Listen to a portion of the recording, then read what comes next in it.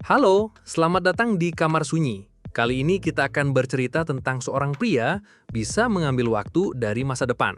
Sebelum mulai ceritanya, silakan pencet tombol like dan subscribe agar channel ini semakin berkembang. Namaku Arga, usia 32 tahun. Seperti kebanyakan orang kantoran di Jakarta, hidupku ya gitu-gitu aja. Bangun pagi, buru-buru mandi, sarapan seadanya, lalu terjebak macet dalam perjalanan ke kantor. Pulang malam, badan capek, rebahan sebentar di kasur, terus ketiduran. Besoknya, ulang lagi dari awal. Semuanya terasa datar, membosankan, dan gak ada yang benar-benar bikin aku bersemangat bangun di pagi hari. Sampai suatu sore, semuanya berubah, gara-gara satu barang aneh yang kutemukan. Hari itu aku pulang lebih cepat dari biasanya. Langit mendung sejak siang, dan sore itu hujan baru saja reda. Jalanan licin, sisa air mengalir di selokan kecil dan bau tanah basah bercampur aroma aspal yang terkena hujan menyeruak di udara. Lampu jalan baru mulai menyala, tapi cahayanya redup, berkabut tipis oleh uap air. Aku memilih jalan pintas melewati gang kecil di belakang deretan ruko tua. Biasanya aku nggak pernah lewat situ, karena suasananya agak sepi dan sedikit menyeramkan. Tapi entah kenapa, sore itu kakiku seperti bergerak sendiri, melangkah masuk ke gang itu. Dinding-dindingnya berlumut, beberapa bagian cat terkelupas, dan di sudut gang ada papan nama toko yang setengah patah. Tulisan di papan itu samar, tapi aku masih bisa membaca. Barang dari masa. Aku mengurutkan dahi. Setahuku di sini cuma ada bengkel kecil dan warung kopi tua. Kok tiba-tiba ada toko antik? Perasaan aku sudah bertahun-tahun kerja di daerah ini, tapi nggak pernah lihat tempat itu sebelumnya. Rasa penasaran mengalahkan logika. Aku melangkah mendekat. Dari balik kaca etalase yang buram, aku melihat rak-rak kayu penuh barang-barang kuno. Jam dinding kuno, kamera tua, kompas, koin, bahkan mesin tik yang sudah berkarat. Lampu di dalam toko temaram, membuat semuanya terlihat seperti pemandangan dari masa lalu. Aku baru ingin menyentuh sebuah kompas perak ketika suara pelan tapi jelas terdengar dari belakang rak. "Kamu yang aku tunggu." Aku sontak menoleh. Dari balik bayangan muncul seorang pria tua berjas lusuh. Rambutnya putih semua, kulitnya penuh keriput tapi matanya tajam, seolah bisa menembus pikiranku. Dia melangkah pelan tapi pasti ke arahku, lalu berhenti hanya beberapa langkah di depanku. "Kamu tunggu aku?" tanyaku ragu. Dia hanya tersenyum tipis, lalu dari sakunya dia mengeluarkan sebuah jam saku emas. Bentuknya indah, bulat, dengan ukiran rumit di permukaannya. Saat dia membukanya, aku tertegun. Jarum jam itu bergerak mundur. Aku menatapnya, mencoba memastikan aku nggak salah lihat. "Apa ini?" tanyaku akhirnya. Pria tua itu memutar jam di tangannya pelan. "Jam ini bisa memberimu waktu dari masa depan. 1 detik yang kau putar mundur akan menjadi 1 detik tambahan di hidupmu. Tapi ingat, setiap detik ada harga yang harus dibayar." Aku sontak ketawa kecil. Bagiku, ini cuma terdengar seperti gimik penjual barang antik yang mau bikin pembelinya terkesan. "Bapak serius? Masa waktu bisa ditambah kayak isi pulsa aja?" kataku sambil tertawa. Tapi pria itu tetap menatapku tanpa senyum. Tatapannya membuatku sedikit gelisah. Ada sesuatu di matanya. Entah kenapa, aku merasa dia nggak bercanda. Aku mencoba mengalihkan perhatian. "Kalau memang begitu, berapa harganya?" tanyaku. Dalam pikiranku, barang unik seperti ini pasti mahal. Tapi yang dia jawab malah bikin bulu kuduku merinding. "Tidak perlu bayar sekarang, kau akan membayarnya nanti." Dia lalu mengelurkan jam itu padaku. Entah kenapa tanganku langsung bergerak menerima. Rasanya seperti ada tarikan halus yang membuatku tidak bisa menolak. Jam itu terasa dingin di genggaman, tapi beratnya pas, seperti memang dibuat untukku. "Kalau suatu saat kau sudah tidak menginginkannya, kembalikan padaku. Tapi jangan pernah memutar jarum lebih dari yang kau butuhkan," katanya pelan. Aku ingin bertanya lebih banyak, tapi sebelum sempat membuka mulut, bel pintu di belakangku berbunyi. Saat aku menoleh, Pintu itu terbuka begitu saja, dan angin dingin masuk. Waktu aku balik lagi ke arah pria tua itu, dia sudah nggak ada. Aku berdiri sendiri di ruangan itu, memegang jam saku emas yang jarumnya terus bergerak mundur. Jantungku berdegup sedikit lebih cepat. Tidak tahu kenapa, tapi ada perasaan aneh yang mulai tumbuh di dadaku. Campuran antara penasaran, takut, dan entah bagaimana sedikit bersemangat. Aku menutup jam itu, memasukkannya ke saku celana, lalu melangkah keluar. Begitu aku menoleh sekali lagi ke arah toko itu sudah nggak ada. Yang ada hanya dinding bata tua dengan poster sobek yang tertempel di situ. Kakiku gemetar. Aku melangkah cepat keluar dari gang itu, mencoba menenangkan diri.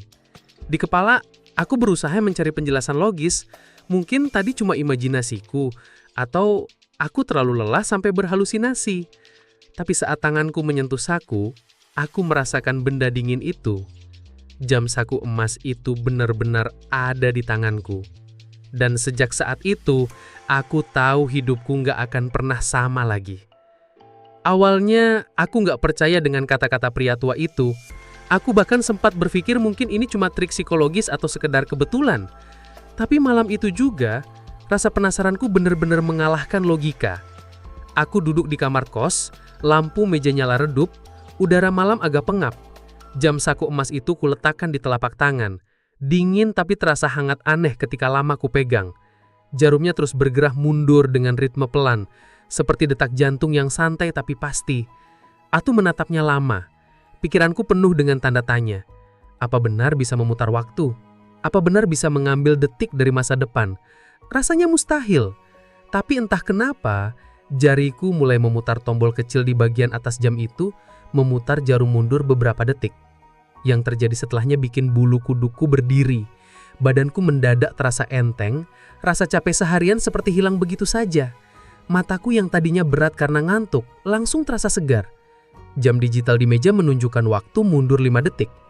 5 detik yang baru, seolah aku baru saja mencuri sedikit napas kehidupan dari entah mana. Aku terpaku, mencoba mencerna apa yang baru saja terjadi. Nggak ada suara efek dramatis atau cahaya aneh seperti di film, tapi aku tahu sesuatu yang tidak masuk akal barusan terjadi di depan mataku. Keesokan harinya rasa penasaranku makin menjadi. Alarm ponselku berbunyi telat karena baterainya hampir habis. Seharusnya aku sudah terlambat, tapi aku ingat jam itu. Aku keluarkan dari saku jaketku, memutarnya mundur 10 menit. Rasanya seperti melangkah ke balik pintu yang sama, tapi ke waktu yang berbeda. Aku tiba-tiba punya cukup waktu buat mandi, sarapan, dan berangkat kerja santai. Di kantor, aku sampai tepat waktu seakan gak terjadi apa-apa. Hari berikutnya, aku kembali menggunakannya. Saat aku lari mengejar bus di halte, napasku hampir habis. Orang-orang sudah naik, pintu bus siap menutup. Aku panik, lalu dengan cepat memutar jarum jam mundur 30 detik. Tiba-tiba aku kembali berada di posisi 30 detik sebelumnya, tapi kali ini aku sudah bersiap. Langkahku mantap, dan aku berhasil naik bus dengan mudah. Saat itu aku mulai sadar, ini bukan cuma sekedar kebetulan, jam itu benar-benar bekerja. Tapi di hari ketiga, aku mulai merasa ada yang janggal. Waktu pagi, aku mencari kunci kosku seperti biasa. Tapi entah kenapa, aku benar-benar gak ingat menaruhnya di mana. Aku bolak-balik mencari, sampai akhirnya menemukannya di laci meja kerja. Padahal aku yakin semalam menaruhnya di meja dekat pintu. Aku pikir itu cuma lupa biasa. Tapi siangnya, saat di kantor, aku bertemu salah satu rekan kerja yang sering ngobrol denganku. Dia menyapaku, tapi aku bengong beberapa detik. Aku lupa namanya. Parahnya, aku harus pura-pura sibuk cek ponsel biar nggak ketahuan. Yang paling mengganggu adalah malamnya, ketika aku sedang video call dengan ibuku. Di tengah percakapan, tiba-tiba wajahnya terasa asing. Kayak otakku nggak bisa memproses siapa dia selama beberapa detik. Lalu semuanya kembali normal. Tapi perasaan dingin menjalari tulang belakangku. Rasa takut mulai muncul. Tapi, di sisi lain, perasaan candu juga mulai tumbuh. Gimana enggak? Dengan jam ini, aku bisa menghindari semua masalah kecil dalam hidup. Nggak perlu lagi takut telat, bisa memperpanjang waktu kerja kalau deadline mepet, bahkan bisa keluar dari situasi yang bikin repot. Malam itu, aku memutuskan untuk melakukan eksperimen yang lebih besar. Aku duduk di kursi, menatap jam itu sambil memikirkan semua kemungkinan. Lalu aku memutar jarumnya mundur 1 jam penuh.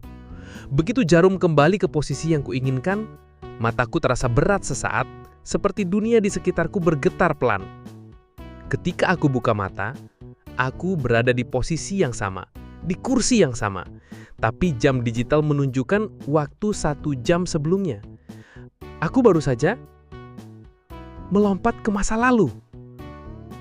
Tapi efeknya langsung terasa. Jantungku berdebar kencang seperti habis lari jauh. Kepalaku berat dan ada rasa nyeri menusuk di belakang tengkuk. Aku bangkit, berjalan ke kamar mandi untuk membasuh muka. Saat menatap cermin, aku kaget. Di antara rambut hitamku, ada 1 helai rambut putih. Awalnya aku mencoba menenangkan diri, berpikir mungkin itu kebetulan atau karena stres kerja. Tapi jauh di dalam hati, aku tahu ini bukan kebetulan. Aku merasa sepotong dari diriku diambil setiap kali aku memutar waktu. Bukan cuma kenangan, mungkin juga fisik. Anehnya rasa takut itu malah bercampur dengan rasa ingin tahu. Kalau 10 menit bisa membuatku menghindari masalah, dan 1 jam bisa membawaku kembali ke masa lalu, seberapa jauh bisa aku memutar waktu? Pikiran itu menghantui kepalaku malam itu. Jam saku emas itu tergeletak di meja, jarumnya terus bergerak mundur pelan. Seolah memanggilku, mengajak bermain lebih jauh. Dan aku mulai berpikir untuk mengabulkannya. Hari-hari berikutnya jam itu bukan lagi sekedar benda aneh di saku jaketku. Dia sudah jadi bagian dari hidupku, seperti ponsel atau dompet. Bedanya, ponsel cuman bikin aku sibuk, sedangkan jam ini bikin aku merasa berkuasa. Setiap masalah yang datang, aku bisa menghindarinya. Deadline yang terlalu dekat, tinggal putar waktu 15 menit ke belakang. Macet parah di jalan tol, aku balik 30 menit sebelum macet terjadi dan ambil rute lain. Bahkan ketika pacarku mengirim pesan mendadak minta ketemu, padahal aku lagi di tengah pekerjaan penting, aku cukup memutar waktu sejam dan seolah semuanya terjadwal sempurna. Awalnya, aku merasa ini solusi tersempurna. Tapi makin sering kupakai, makin terasa ada sesuatu yang salah. Ingatan masa kecilku mulai seperti foto yang luntur. Ada momen-momen kecil yang dulu jelas di kepala, seperti pertama kali belajar naik sepeda dengan ayah atau rasa manis es krim saat ulang tahun ke-7, yang sekarang samar-samar, seperti hanya dengar dari cerita orang lain. Bahkan beberapa foto fisik yang kupajang di dinding kamar kos berubah tanpa aku sadar kapan. Ada satu foto liburan ke pantai yang dulu penuh dengan wajah teman-temanku. Sekarang cuman aku sendirian, berdiri di pasir, tersenyum ke arah kamera yang entah siapa yang memegangnya. Aku pikir itu cuman ilusi atau efek dari kelelahan kerja. Sampai aku buka galeri HP. Beberapa kontak yang aku ingat jelas pernah sering chat denganku, hilang begitu saja. Nggak ada namanya, nggak ada riwayat obrolan, seperti orang itu nggak pernah ada. Aku duduk lama menatap layar, perasaan aneh mencengkeram dadaku. Malam itu aku nggak bisa tidur. Aku cuma menatap langit-langit, jam saku itu ada di meja samping ranjang, jarumnya tetap bergerak mundur pelan. Lalu, sekitar jam 2 dini hari, terdengar ketukan di pintu kos. 3 kali. Pelan, tapi teratur. Jantungku langsung berdegup kencang.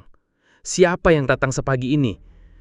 Aku berjalan pelan ke pintu, membuka kunci dan begitu pintu terbuka, aku terpaku. Pria itu, penjual jam dari toko antik yang aku temui di gang hujan itu. Dia masih menggunakan jas lusuh yang sama, rambut putihnya sedikit acak, tapi matanya, tatapannya dalam dan berat. Waktumu hampir habis, Arga. Aku refleks marah. Mungkin karena takut. Apa maksudnya hampir habis? Bukannya jam ini ngasih aku waktu lebih? Bukannya ini keuntungan? Dia senyum tipis, senyum yang lebih mirip rasa kasihan. Kiranya waktu bisa diambil begitu saja, Arga. Setiap detik dari masa depan yang kau curi adalah detik yang harus kau bayar dengan masa lalumu. Dan ketika masa lalumu habis, kau tidak akan punya lagi alasan untuk ada di dunia ini. Aku ingin membantah, tapi tiba-tiba kepalaku sakit sekali. Gambar-gambar di pikiranku hilang begitu saja. Wajah ayahku, suara tawa sahabat SMA-ku, bahkan bau rumah masa kecilku. Semuanya lenyap seperti pasir ditiup angin. Aku memegang kepala, tubuhku goyah. Pria tua itu menatapku lekat-lekat. Aku sudah melihat banyak orang yang mencoba. Semua berakhir sama. Mereka pikir bisa mengatur hidup dengan mencuri waktu, tapi justru kehilangan diri mereka sendiri. Waktu bukan untuk dimiliki, Arga. Waktu hanya untuk dijalani. Aku mundur, mencoba bernafas, lalu secara refleks melirik cermin di sudut kamar. Wajah yang menatap balik padaku bukan wajah seorang pria berusia 32 tahun. Pipi cekung, garis-garis halus di sekitar mata, kulit pucat. Bahkan ada helai rambut putih lain yang muncul, lebih banyak dari sebelumnya. Aku seperti menua 10 tahun dalam seminggu. Tanganku gemetar saat meraih meja, dan di sana jam saku itu berkilau samar dalam cahaya lampu redup. Rasanya seperti memanggilku. Aku tahu, pria tua itu benar. Aku sudah terlalu jauh. Tapi di kepalaku ada satu pikiran yang gak mau pergi. Aku bisa memperbaiki semua ini. Kalau aku memutar waktu cukup jauh, aku bisa kembali sebelum semuanya mulai. Aku bisa menyelamatkan ingatanku, keluargaku, diriku. Berhenti sekarang, Arga, atau kau akan benar-benar hilang. Aku menelan ludah. Rasanya seperti ada dua suara di kepalaku. Satu ingin berhenti, satu lagi ingin mencoba sekali lagi, sekali saja, sekali putaran besar untuk memperbaiki semua. Aku memegang jam itu, jari-jariku dingin, nafas berat. Jarum jam itu bergerak mundur pelan, dan aku mulai memutarnya lebih cepat.